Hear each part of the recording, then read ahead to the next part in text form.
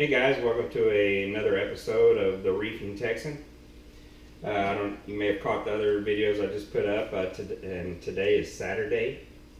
The tank that's going to be sitting here on this stand, the 375, a shallow reef tank, will be here Monday in 2 days. So I figured I'd spend the weekend getting busy, unboxing everything, cleaning everything up, disinfecting it all, wiping it down, and then sort of laying it all out, see how I'm going to have it positioned underneath the stand. I've already done a video today and uploaded it on the sump I chose for the 375 shallow reef.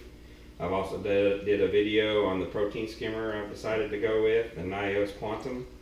The sump is the Trigger Systems 39. I've also did a video on the two reactors that I'll be using on the 375 shallow reef. The Reef Octopus biopellet reactor, and then the simple bulk reef supply carbon and GFO reactor. So like I said, I've done videos on those today, so if you want to see the videos that are dedicated specifically to those pieces of equipment, then watch those videos. This video I'm just going to touch base on water flow. We all know one of the most important things in a reef tank is going to be current, water flow, circulation inside the tank. And I've got a sort of assortment of the brands that I've found are the best to use. I've used all these brands in the past on other tanks, and I'm going to try and do a little mix match in this 375. This 375 is going to be 5 feet long and over 4 feet in depth. So I'm going to have a lot of ground to cover. This isn't your typical narrow, tall tank. So I'm going to have a lot of surface area that I'm going to have to keep water current flowing in. So I'm going to play around with it. So to play around with it, I went with a Reef, which I've used in the past. If you haven't had a chance to use one of these are unbelievable. You get some great current flow and movement in the tank with these things. They're great. Also Ecotech.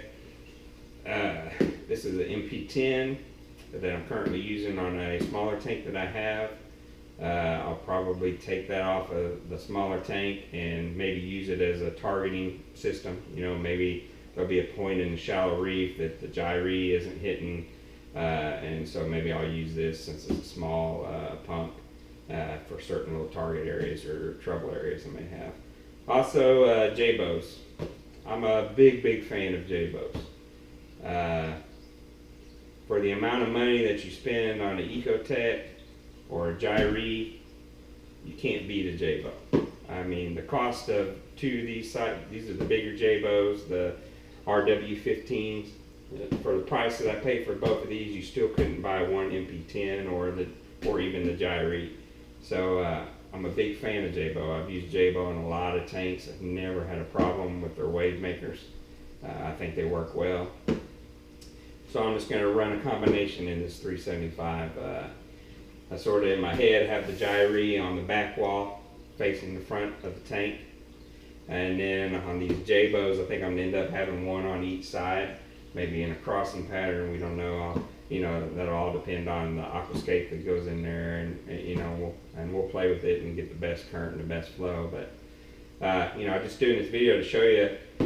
There's so many different good brands out there. The high dollar Ecotech or the middle of the line gyre, or even the cheapest J-bow.